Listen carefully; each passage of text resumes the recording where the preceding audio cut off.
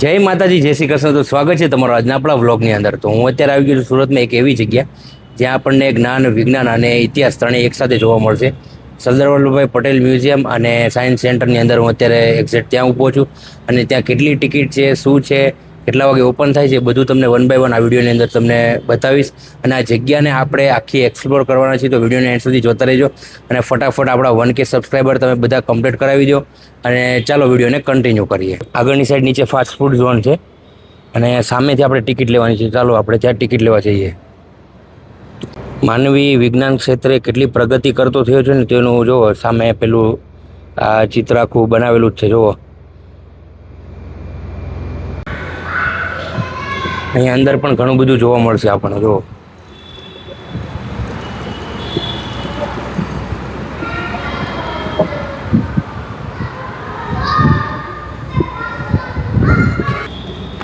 મેં અત્યારે ટિકિટ લઈ લીધી છે ને કહેવાય ને પર પર્સન 120 રૂપિયા ટિકિટ છે. 1 થી 5 વર્ષની ઉંમરના 40 રૂપિયા ટિકિટ છે. 5 થી 18 વર્ષની ઉંમરના 80 રૂપિયા ટિકિટ છે. અને 18 વર્ષથી ઉપરના હોય એમની 120 રૂપિયા ટિકિટ છે. ખોજ મ્યુઝિયમ અને સાયન્સ સેન્ટરના 60 રૂપિયા, એટલે કે 120 રૂપિયા ટિકિટ છે.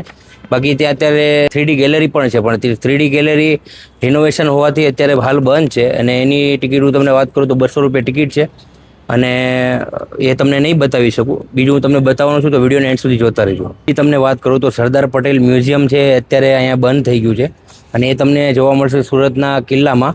તો ત્યાં તમને સરદાર પટેલ મ્યુઝિયમ જોવા મળશે. અહીંયાથી 4 વર્ષ જેવું થઈ ગયું છે બંધ થયું. અને અહીંયા જેવા તમે અંદર એન્ટર કરશો એટલે આ વૃંદાવન ચંદ્રોદયા મંદિર છે.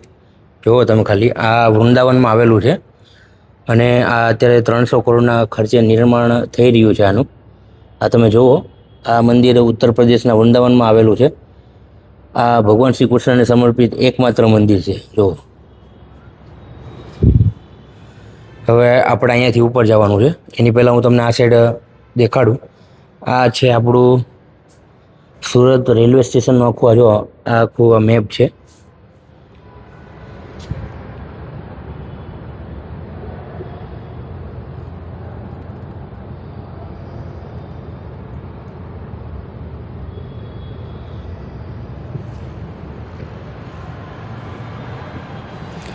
અને આ છે આપણે આ સાયન્સ સેન્ટર. જુઓ, ત્યાંથી આપણે ઉપરની સાઈડ જઈએ છીએ.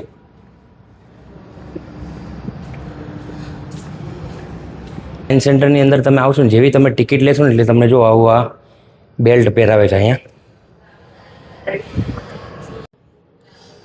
અહીંયા આપણે ઉપરની સાઈડ આવ્યા છીએ. અહીંયા જો લખ્યું છે ફન સાયન્સ ગેલેરી.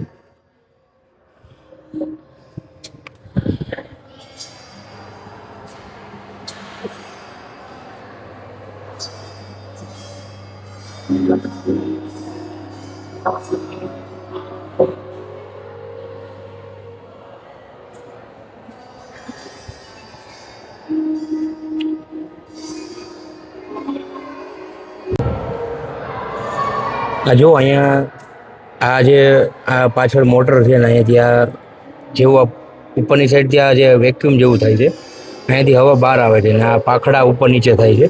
જો અંદર લખેલું છે.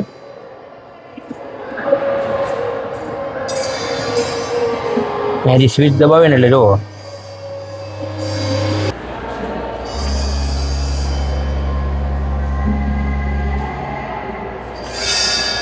અહીંયા આપણે જેટલું પણ ભણવામાં આવે છે વિજ્ઞાનને લગતું, એ બધા ઇન્સ્ટ્રુમેન્ટ અહીંયા મૂકેલા છે. એટલે તમને રૂબરૂ અહીંયા આવશો ને સાયન્સ સેન્ટરની અંદર, તો તમને ઘણું બધું જાણવા મળશે. જો હું આ સ્વિચને દબાવીશ ને એટલે જો બંને પટ્ટી ભેગી થઈ જાય. જો આ જે પણ અહીંયા ઇન્સ્ટ્રુમેન્ટ આપણને જોવા મળે છે એ અહીંયા જો બધું આમ તમામ ડિટેલ્સ લખેલી હોય છે. ત્યારબાદ આપણે તેને કહેવાય ને યુઝ કરવાનું હોય છે. અને પછી આપણને ખ્યાલ આવે છે કે ભાઈ આ વસ્તુ આવી રીતે વર્ક કરે છે એમ.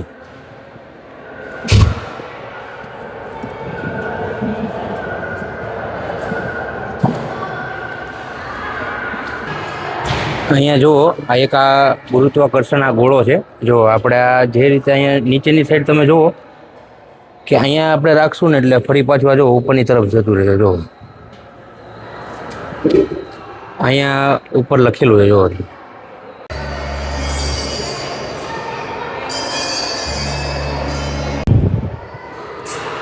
અહીંયા જુઓ ઇમ્પોસિબલ મિક્સચર છે. હું તમને આ બતાવું. અહીંયા નીચે લખેલું છે અશક્ય મિશ્રણ.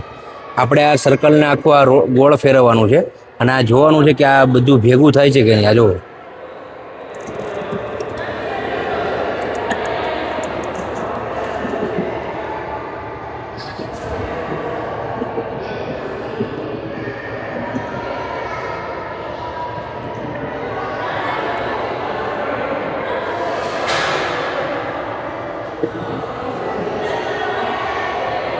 આની અંદર તમે જુઓ આ જે મૂળ સ્થિતિમાં જે હતું ને એમાં પાછું આવે. જુઓ તમે ખાલી આ ત્રણે અલગ અલગ છે. જુઓ આ કેવી રીતે થયું ને તમને જો ખ્યાલ હોય તો કોમેન્ટ કરીને કહેજો.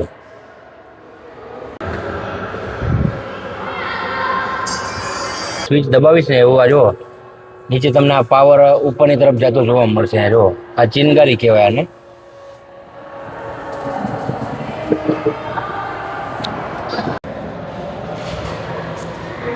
આ તમે અહીંયા જુઓ હું જેવું અહીંયા નોબને ફેરવીશ ને એવું આમાં ચેન્જીસ થતું જોવા મળશે. જુઓ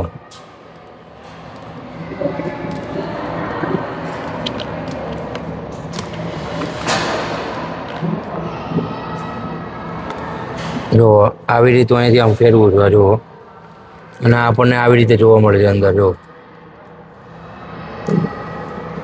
રંગ બદલાય છે. અહીંયા છે 3D કલર શો.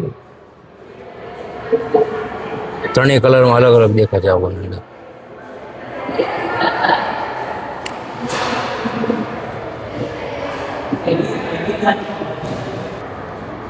અહીંયા જો કલર કોમ્બિનેશન છે. ત્રણેય રંગો અહીંયા આ જેવી હું સ્વિચ ઓન કરીશ એટલે અહીંયા લાઇટ ઓપન થશે. અહીંયાથી આપણે સ્વિચ ઓપન કરશું. અહીંયા તમને કલર જોવા મળશે. આ જુઓ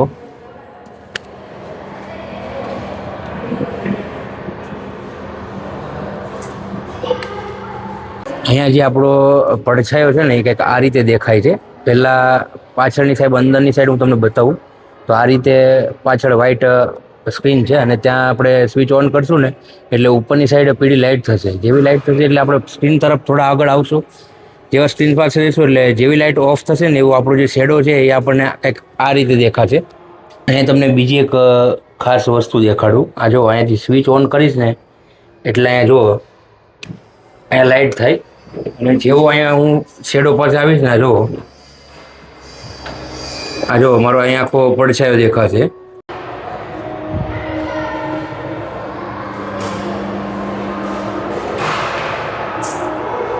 અહીંયા થોડો આગળની સાઈડ હું આવ્યો છું.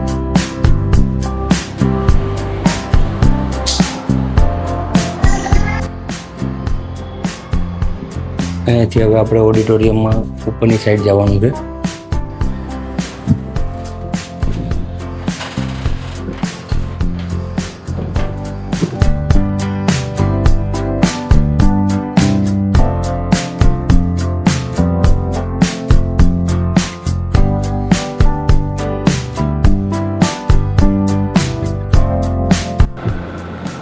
આખી આ અંદર હું અત્યારે ડાયમંડ ગેલેરીમાં આવ્યો છું. આ તમે અહીંયા જોઈ શકો છો. અહીંયા રફ ડાયમંડ છે અને પેલું પોલિશ થયેલો ડાયમંડ. જો અહીંયા જુઓ આખી આ હીરાની આ ખાણ બતાવી છે. અહીંયા હું અત્યારે હજી આની ઉપરની સાઈડ આવ્યો છું જ્યાં ડાયમંડ શેમાં બને છે એ આખું આ બધા અહીંયા ઉપરની સાઈડ એના મશીનરી છે બધા તમે જોઈ શકો છો. તમે મોટી મોટી કંપનીની અંદર કે નાના મોટા કોઈ પણ કારખાનાની અંદર તમે જશો ને તો તમને અહીંયા બધા આવા બધા મશીન તમને જોવા મળશે. જેમાં આપણે ઝીરોથી લઈને આખો ડાયમંડ કેવી રીતે બને છે એની બધી ઇન્ફોર્મેશન અહીંયા આપેલી છે. જોઈ શકો છો તમે. જો અહીંયા પણ આ મશીન છે ને આ છે હીરાની ઘંટી. જેટલા પણ લોકો ડાયમંડની અંદર છે એમને ખ્યાલ હોય તો કોમેન્ટ કરીને કહેજો કે આને શું કહેવાય. આમાં ઘસીને આખો આ હીરો તૈયાર થતો હોય છે. ઉપર બધું જોઈને હવે અત્યારે નીચે આવી ગયો છું ને હવે જવાનું છે આપણે આ સામેની સાઈડ ખોજ મ્યુઝિયમ. અહીંયાથી બહાર નીકળીને સામેની સાઈડ જશે. અહીંયા તમે મશીન જોઈ શકો છો. બહુ જૂના મશીન લાગે છે. અહીંયા જો અહીંયા નીચે મૂક્યા છે.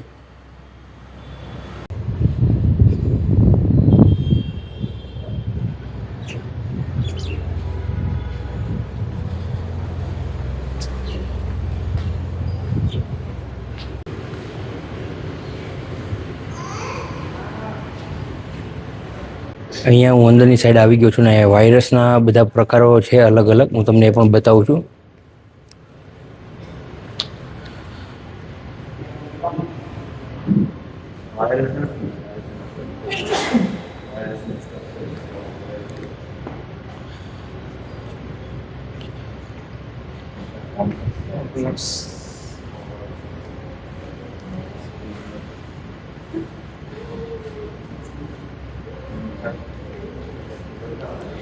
અહીંયા વાયરસની આખી આ ડિટેલ્સ અહીંયા આપેલી છે.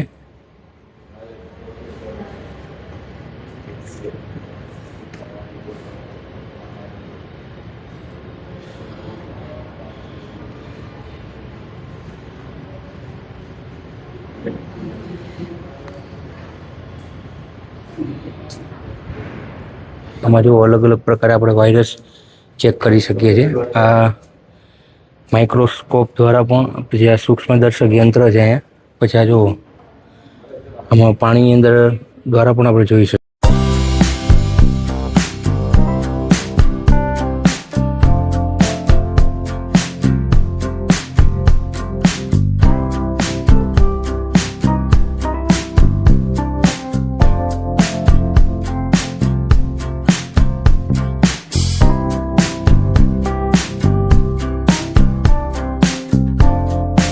તમારા બધાના સાથ અને સપોર્ટથી આજે આપણે 900 સબસ્ક્રાઈબર કમ્પ્લીટ થઈ ગયા છે અને ફટાફટ બધા 1K સબસ્ક્રાઈબર આપણા કમ્પ્લીટ કરાવી દો. મળીએ છીએ એક નવા બ્લોગ સાથે. આજ માટે બસ એટલું બોલો. જય દ્વારકાધીશ.